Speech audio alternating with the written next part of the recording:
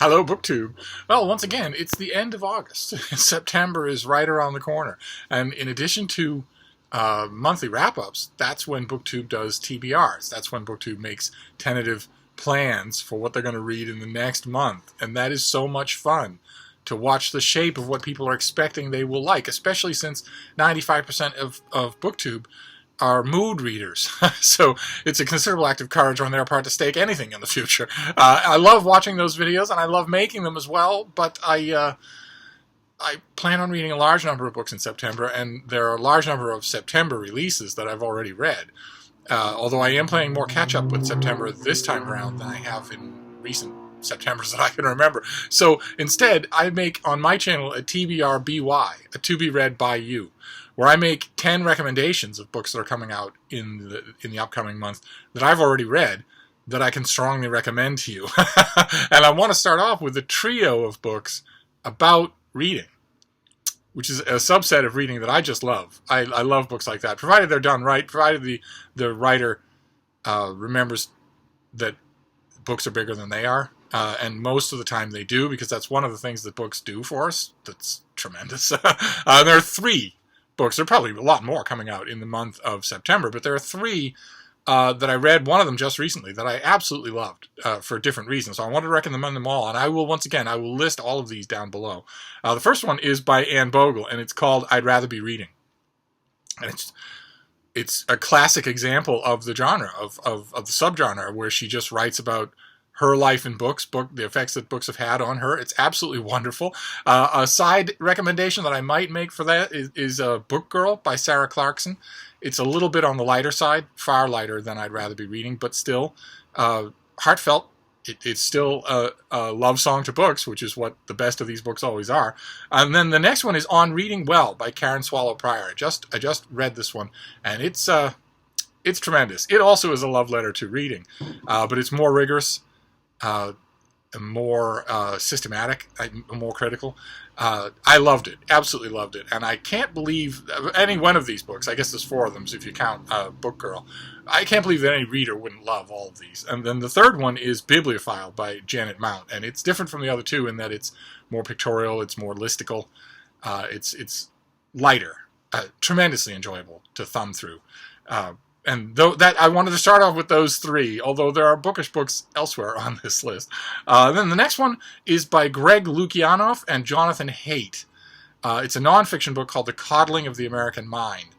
And it mostly deals with protest culture, identity politics, and especially young people on college campuses, college and university campuses throughout the United States, and to a large extent throughout the West as well. And the authors have dire predictions. They have diagnosed what they consider to be a rampant mental epidemic running through those areas that takes 3 forms. Where young people, the internet age, the smartphone age, the entitled identity politics, SJW age of young people, are being mercilessly, endlessly inculcated in 3 core ideas that are all wrong. And the 3 ideas are, 1, that which does not kill you makes you weaker. This all or nothing zero-sum game where you either like something or it must be eradicated or it's totally wrong for you. And the second one is that life consists of evil people doing battle with good people, which removes all nuance and shades of gray and makes everything into an ideological battle of the Somme. And the third one is that there's any value at all to quote-unquote going with your gut, to not reasoning, but rather just, navigating through life with your feelings.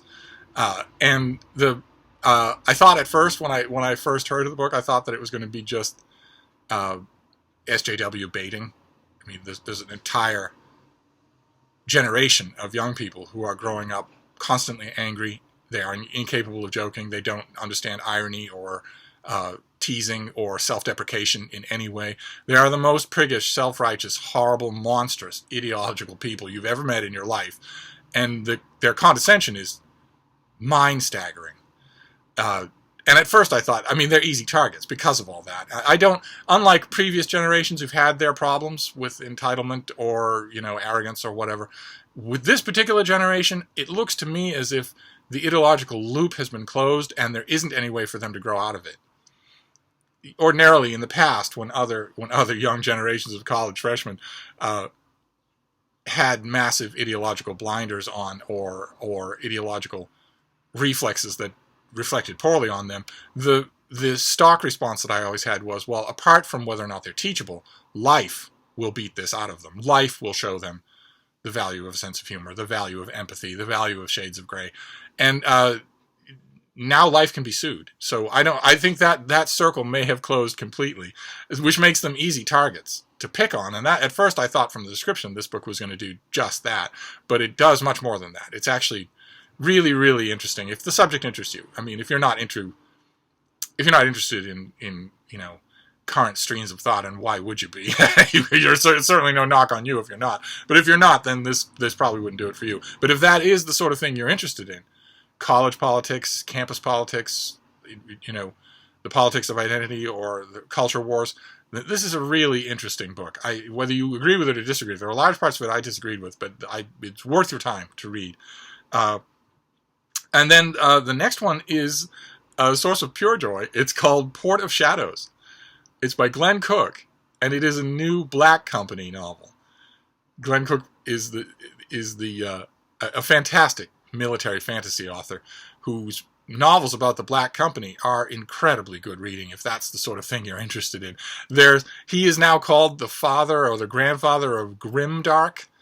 There's a kind of fantasy that there's 20 new books a month from various publishers. They crowd the new release tables at Barnes & Noble or wherever, of grimdark, mainly composed of stories about mercenary companies, men who laugh only at the artful way that their friends have belched or beheaded somebody. It's had its criticisms, and rightly so. It's intensely derivative. And when Glen Cook started out writing the stories of the Black Company, it wasn't called that. I'm not really sure when sword and sorcery fantasy became grimdark. But one way or another, his are an order apart. They're just a separate order of magnitude of talent. And the idea that there would be a new Black Company novel is it's always a cause for joy. He is also an old hand at this. He's been writing forever, so you don't have to worry about jumping in on a new Black Company novel. You will be perfectly oriented by page 10. But if you're worried about that, when I was at the local bookstore, the local retail bookstore, I couldn't help but notice that the publisher has reissued the very first Black Company novel in a little mass market paperback. Which is incredible, and which should be, it's out and about, so you should be able to find it, and that's the first one. That will give you all the orientation that you need. But there's a new one, Port of Shadows, that comes out in September, and I read it. It was like easing into an old pair of shoes. Just wonderful. This author never misses a beat. Then another one. The next one is technology. The next two are technology. This is actually the next three. Let's do three. The next one is something that I've shown on this channel before, and I read it eagerly, and then I read it again. I read it a second time, virtually back to back, just to absorb everything that was in it, but also to really enjoy it. It's by Bruce Schneier, and it's called Click Here to Kill Everybody. And it's about online culture, essentially. It's about the perils of instant gratification and the dangers of instant mob action, and the subterranean dangers of the fact that all of these bad behaviors that people are doing in online culture are being watched and imitated carefully by algorithms, by things that aren't human at all and that have no way to stop. It's fascinating. It's a little bit all over the map. I would have liked it if the author had been a little more focused, but he was clearly trying to pull in as much as possible, so it's endlessly fascinating. And then the next one is the next technology thing is How to Invent Everything by Ryan North, which I've praised on this channel, and I'm going to be running a review of it. It's tremendous. It's one of those nonfiction books that you can just grab and hand to anybody, and that is a joy. The organizing conceit is that time travel is now possible. Individual time travel, an armchair essentially that travels through time anywhere in human history. And the book is organized along the idea that if the book is a help manual in case your time travel device malfunctions and doesn't bring you home. Then you're going to want a one book source for every bit of future technology that doesn't exist in the era where you are, but that you might want to invent. Like water purification, or systematic crop rotation, or what vaccines and viruses are, or what exactly your spleen does, and so on and so forth. Groined arches, mechanized architecture, food storage, everything. Everything in chapter by chapter, all told very simply with lots of illustrations as a sort of the book that you should hold on to if your trip to see Galileo ends up being one way. And you maybe want to reproduce some of the comforts of home. So it's delightful. I will try to mention it again. It's one of those books where you're going to love it. Even if you look at it and don't think you will, you're going to love it if you read it. And then the next one is a combination of nature and autobiography. It's slim and it's beautiful. It's How to Be a Good Creature by Cy Montgomery, the author of Soul of the Octopus. And it's an autobiography told in 13 animals, and is tremendously evocative. Those of you who read Soul of the Octopus know this is a wonderful author. We're just talking about a blinding writing ability. So she could write about her grocery list, and it would still be a book I'd recommend. But she writes especially well about animals. And this book weaves in elements of her autobiography with stories of animals, and it's just a gem of a book, just a gem. And we can move on from nature and autobiography to just biography. I've got 3 biographies here that I want to recommend to you. The first one is Rush by Stephen Fried. It's his big fat biography of the forgotten founding father, Dr. Benjamin Rush. The author just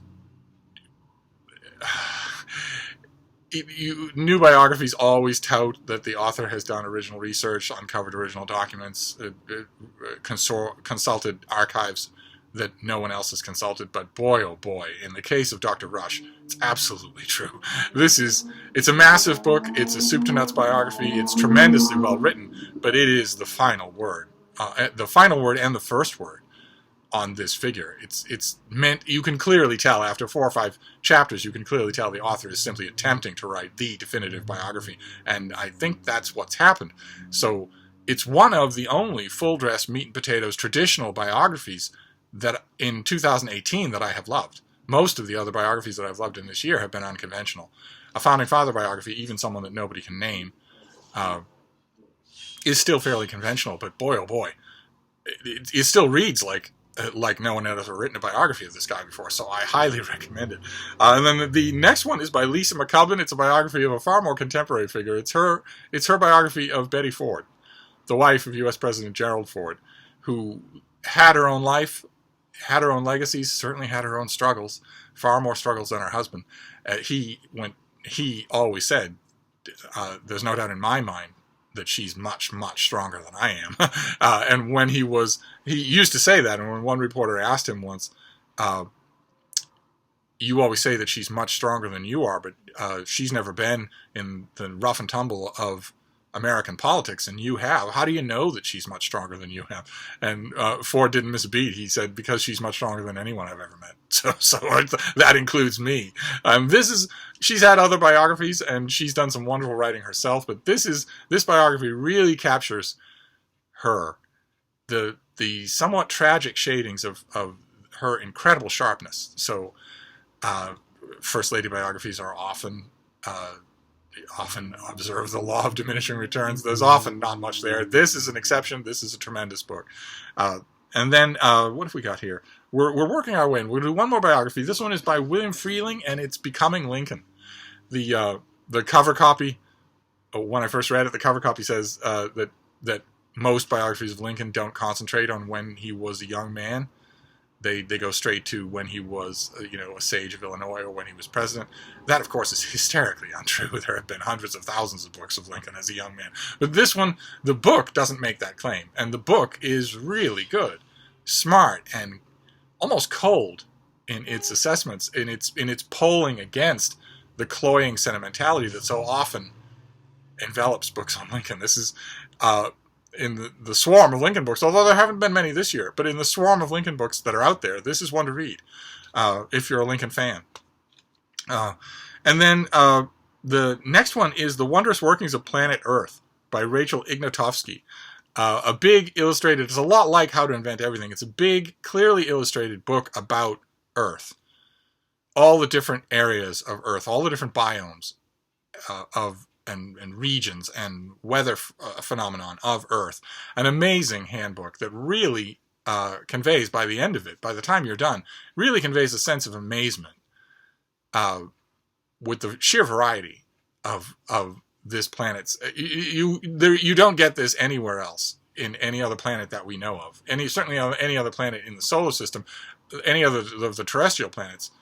Unless Venus is like this and we don't know about it. But I don't think so. I think Venus is as monochrome as Mars, just 800 degrees hotter. But Earth is 10 or 15 different planets, all within hours or days travel of each other. And this book really brings it home. I was impressed. It's a familiar subject, but I was impressed with how well it was done. And then the last book is something we've seen on this channel before. It's an author who's certainly been talked about on BookTube, although not for this book. It's Philip Pullman's book, Demon Voices, which is a collection of his writings about writing and about storytelling and about certain authors. And this is I think that his Dark Materials is severely overpraised as a work of high fantasy. But it's, really, really good, but overpraised. Its readers, most of the people who overpraise it, do so for the most adorable of reasons, which is that they haven't read anything to compare it to, and once they do, they'll see that their praise was a little bit over the top. The books are still really good, but the one quality about them that I've loved from the beginning when I read them was the obvious intelligence of the author.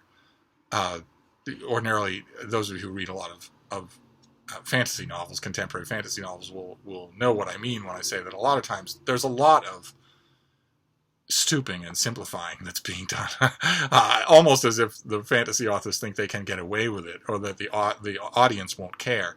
This author never does that, and I've always appreciated that element in his fantasy. And in Demon Voices, that element is the only element. It's just there from beginning to end. And some of these pieces are a little facile. They were obviously written quickly or for a certain level, a commencement address at Market Snodsbury or whatever, but some of them are tremendously searching. So the book as a whole, I thought, was immensely rewarding. And that's it. That is my September TBR BY, the big book, the big nonfiction book for September, by hands down, the one that is going to sell the most, the one that everyone's going to talk about, is it's one that I didn't mention on this list, because it's a Trump book. And there's very little point. We're going to be deluged in Trump books forever. This one, I think, will be a little bit of a standout. It's Bob Woodward, and his books on the Bush administration were standout work. It was during his trilogy of books on the Bush administration, George W. Bush, that people started to really ask again what they hadn't asked in 30 years, which is, where does this guy get his sources?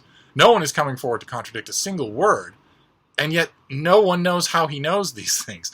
I think he's just the most plugged in person in Washington, and that counts for a lot. And this is, the book is called Fear, and it is his book about the Trump administration's first 2 years. And it's probably going to be incendiary in a very different way from the tell-alls that have come out of the Trump White House so far, because those tell-alls have all been done by people who are dismissible, because you can say it's just sour grapes. They don't work for the White House anymore. They were fired, or they were told to leave. Of course they're going to write a negative tell-all. Whereas nothing like that can be said about Woodward. And I think you get a small sense of how devastating the book is going to be by the fact that Donald Trump recently spent a whole morning rage tweeting about fake books, quote unquote fake books. Fake News now has a cousin called Fake Books. I have a feeling that that's probably the reason. He's probably been tipped off as to some of the things that are in the book, and wanted to sort of soften the ground with premature outrage. So I mean, I'll be reading the book, and I hope I'll be reviewing it for a large audience for pay somewhere. But I haven't read it yet, and I wouldn't put it on a list like this anyway. This is a happy list. I might have to read those books, but you don't have to. So that's it. That is our September 2018 TBR BY. Lots of books on books, some great nature books, a couple of good biographies. It was a thin month for biography, a very thin month for history. September is a very thin month for history. I don't know why. Unless there are things coming that I don't know anything about, that I have had no warning of, but I find that hard to believe. I do a lot of work to make sure I'm not surprised by stuff, but it could happen. But the history in September just seems to me to be very slim pickings, and biography as well, except for a few standout items. So I've concentrated on other things, but that is my version of a TBR for the month. So I'll wrap this up for now, but I'll see you soon. Thank you, BookTube.